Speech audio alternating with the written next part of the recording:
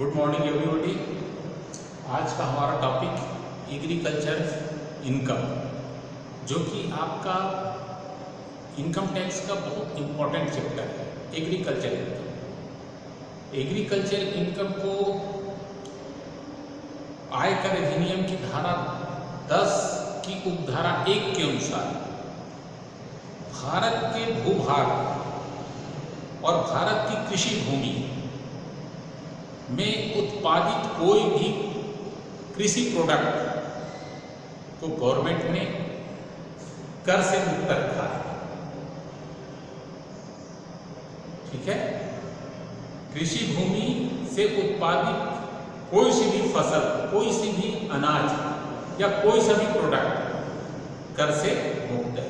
इसको ओवरऑल आप ये कह सकते हैं कि कृषि आय, भारत में कृषि आय टोटली कर मुक्त है। क्लियर?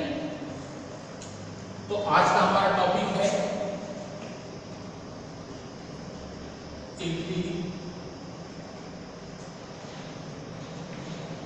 एग्रीकल्चरल इनकम,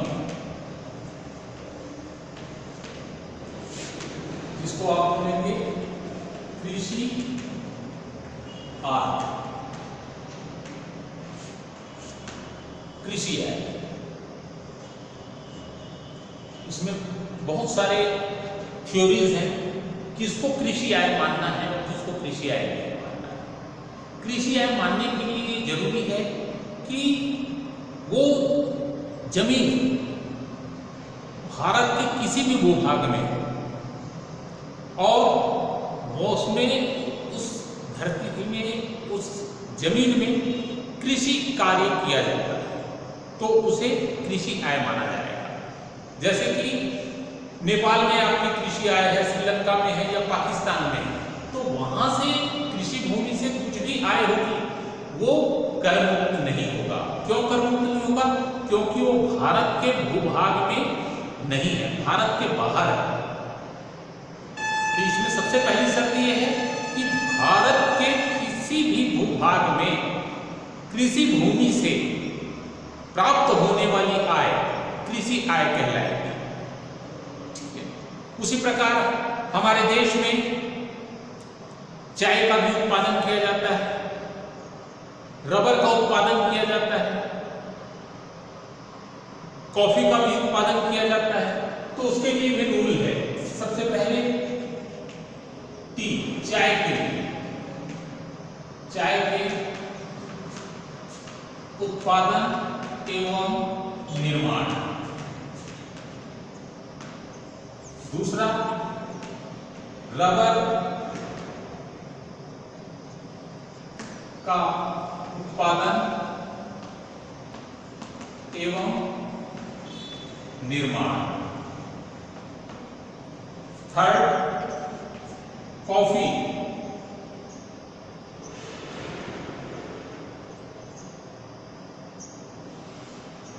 कॉफी का उत्पादन एवं निर्माण।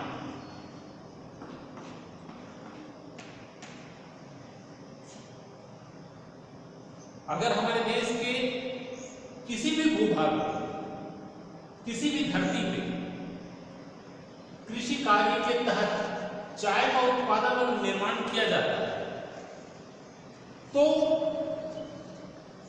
60% कृषि आय मानी जाएगी। कृषि आय मानी जाएगी 60% कृषि आय, और शेष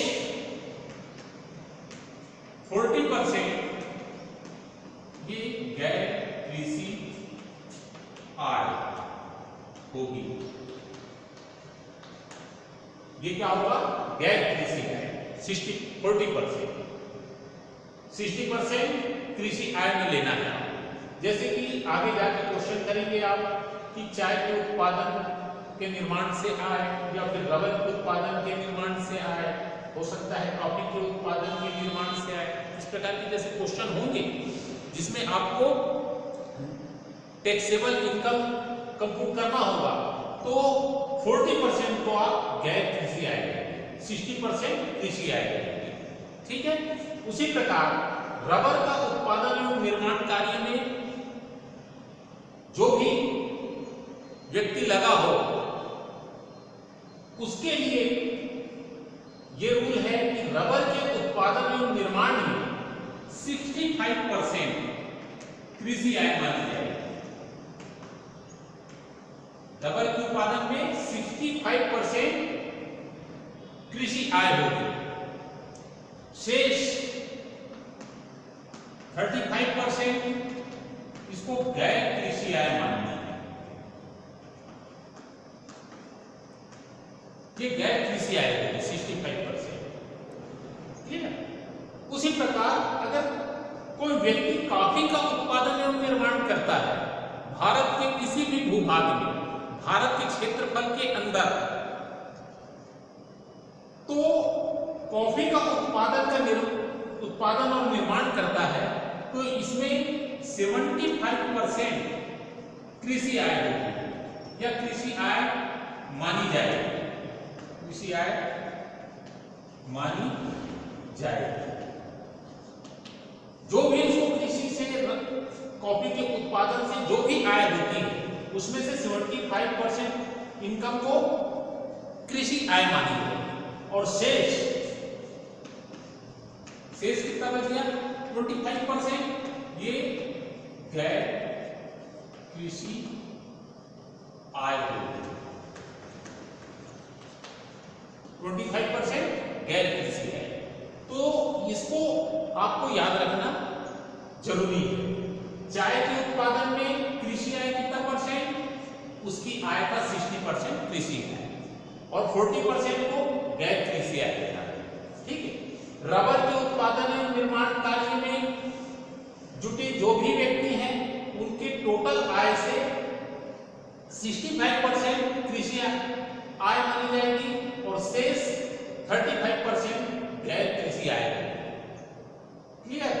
उसी प्रकार कॉफी का उत्पादन एवं निर्माण कार्य करने वाले व्यक्ति अगर कॉफी का निर्माण कर रहे हैं या उत्पादन कर रहे हैं तो उनके एग्रीकल्चर इनकम का 75% एग्रीकल्चर इनकम होगा और रिमाइनिंग 25% नॉन एग्रीकल्चर इनकम माना जाएगा।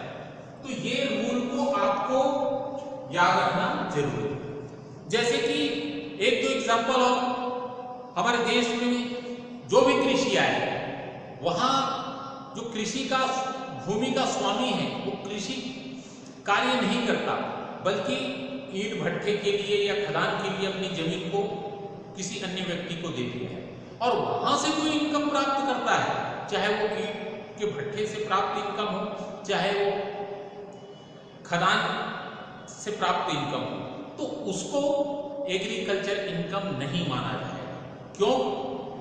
वो इसलिए कि वो एग्रीकल्चर का कार्य नहीं हो रहा है। ये शर्त सबसे पहले है कि कृषि भूमि में कृषि कार्य ही होना चाहिए। वहां पे कृषि कार्य नहीं हो रहा है, वहां पे ईंट भट्ठे का कार्य हो रहा है, वहां पे खदान का कार्य हो रहा है, खदान से संबंधित कार्य हो रहा है, इसलिए उसको नॉन एग्रीकल्चर इनकम माना जाएगा। क्लियर? ठीक।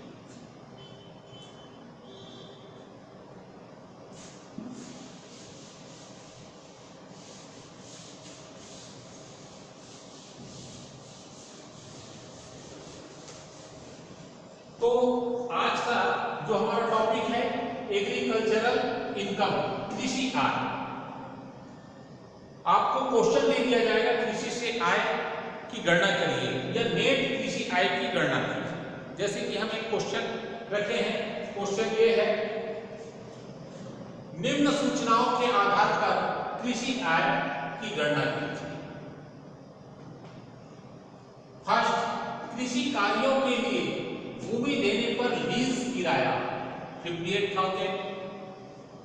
कृषि उत्पादों की बिक्री, भूमि के स्वामी का हिस्सा 30%।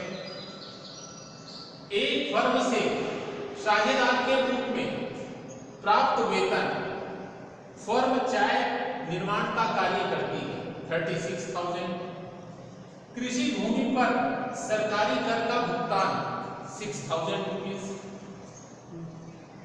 6 नंबर 5 बिजली सिंचाई एवं खेत श्रमिक पर व्यय 20,000। बीज की खरीद 1,000। नेक्स्ट, ट्रैक्टर का किराया कृषि कार्यों के लिए 2,500। ये आपको क्वेश्चन है। इस क्वेश्चन में आपसे क्या पूछा गया है? कृषि आय की गणना कीजिए। इसको आपको सॉल्व करना है। कौन से रूल के तहत?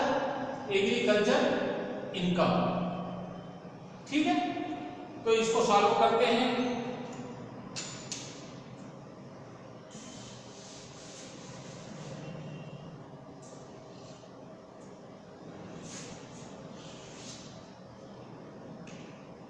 Solution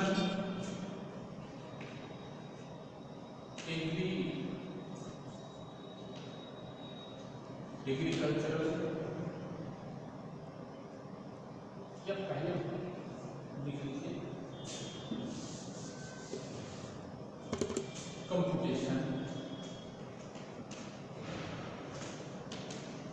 computation of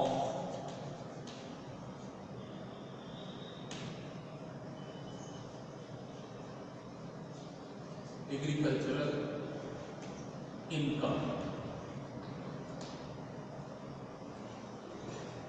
computation of agricultural income. Clear? ये आपको हेडिंग देंगे। फिर उसके बाद क्वेश्चन को सॉल्व करना होगा।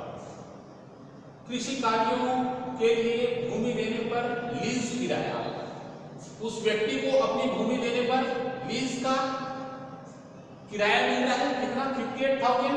तो सबसे पहले यहां पे लिख लीजिए लीज रेंट। साइड में रुपए। लीज रेंट कितना है? 58,000। 58,000।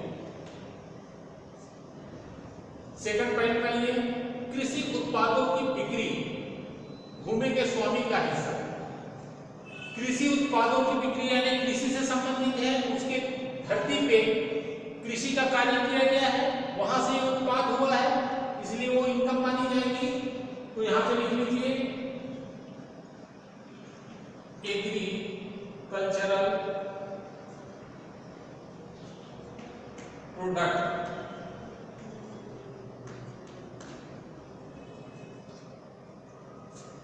कितना है अमाउंट? 30,000। तो यहां पे 30,000 लिख लीजिए। थर्ड, एक फर्म से साझेदार के रूप में प्राप्त वेतन फर्म चाय निर्माण का कार्य करती है। तो ये वाला पॉइंट यहाँ पे नहीं आएगा। क्यों? क्योंकि ये साझेदार के रूप में, किसी फर्म से साझेदार के रूप में प्राप्त वेतन प्राप्त कर रहा है। ये एग्रीकल्चर से रिलेटेड नहीं है, इसलिए यहाँ पे इसको कंप्यूट नहीं करेंगे, इसको छोड़ देते हैं। ये इसकी गणना कहाँ होगी? Income from other sources. तो ये वाला पॉइंट को हम यहाँ पे नेग्लेक्ट करते हैं। ये कृषि लैंड से रिलेटेड नहीं है, इसको छोड़ दीजिए। फोर्थ में आइए, कृषि भूमि पर सरकारी कर का भुगतान, ये एक्सपेंसेस है। बिजली सिंचाई एवं खेत श्रमिक पर व्यय, ये भी एक्सपेंसेस है। बीज की खरीद, इसको भी एक्सपेंसेस में लेंगे आप। और ट्रैक्टर का किराया कृषि कार्यों के लिए, तो ये भी एक्सपेंसेस में है। ये जो कृषि उत्पाद के लिए जितनी भी वो मेहनत किया है उसके खर्चे, इसको हम लेस कर देते हैं। तो पहले इस अमाउंट को जोड़ लीजिए जो उसको प्राप्त हुआ है। लीज रेंट से 58,000 और एग्रीकल्चर प्रोडक्ट से 30,000, तो ये हो गया 88,000 उसका कृषि लैंड से इनकम है। अब इसको लेस एक्सपेंसेस जो भी किया है, तो लेस के बाद एक्सपेंसेस लिख दीजिए। एक्सपेंसेस फर्स्ट पॉइंट क्या है? कृषि भूमि पर सरकारी कर का भुगतान, tax paid on agriculture land. सरकारी कर का भुगतान कितना किया है? 6000। ये इसको आप अंदर लिखिए। सेकंड पॉइंट, बिजली सिंचाई एवं खेत श्रमिक पर व्यय, तो उसको इलेक्ट्रिक या कोई पावर भी लिख सकते हैं, यहाँ पे पावर लिखना ठीक रहेगा। Power, irrigation,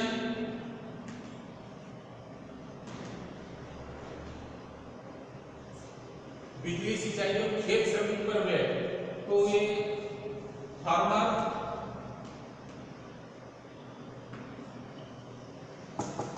expenses, farmer expenses कितना है? 20,000। ठीक, ये नोट कर लीजिए। फिर उसके बाद है बीज की खरीद, यहां पे एक्सपेंसेस किया है, तो third, seed purchase, seed purchase कितना किया? 1000, ये 1000 लिख लीजिए। और लास्ट पॉइंट, ट्रैक्टर का किराया कृषि कार्यों के लिए, ये कृषि कार्य से संबंधित है, तो इसको लेंगे आप। ट्रैक्टर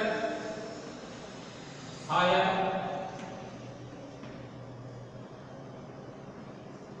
ट्रैक्टर हायर रेंट कितना? 2500। ठीक है, देख लीजिए सारे पॉइंट्स कंप्लीट हो गए हैं। कृषि कार्यों के लिए भूमि देने पर लीज, वो उसकी इनकम है, आपने लिख लिया।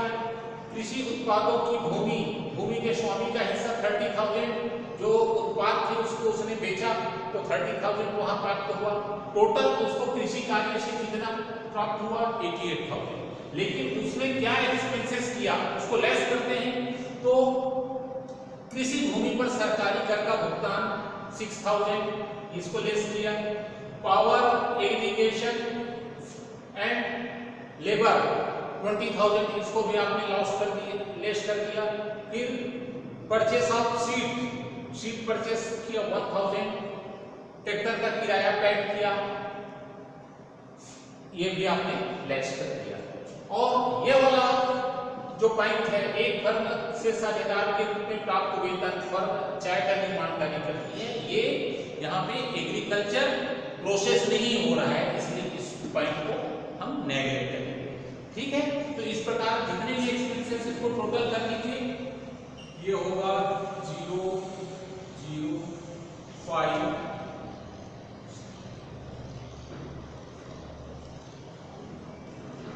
29,500। ये क्या गया? एक्सपेंसेस आ गई उसके टोटल इनकम से। तो इसको हम यहाँ पे ना लिख के कहाँ पे लिखते हैं? बाहर लिखते हैं 29,500। अब इसको लेस कर दीजिए,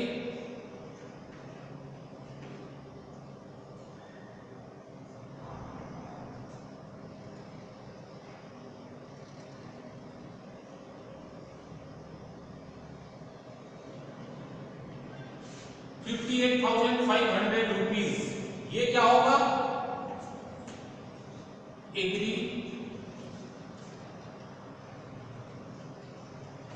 एग्रीकल्चरल इनकम। उस व्यक्ति का एग्रीकल्चरल इनकम कितना हुआ? 58,500। तो ये इस क्वेश्चन का सॉल्यूशन था, इसको अच्छे से देख लेना। आज के लिए बस इतना ही।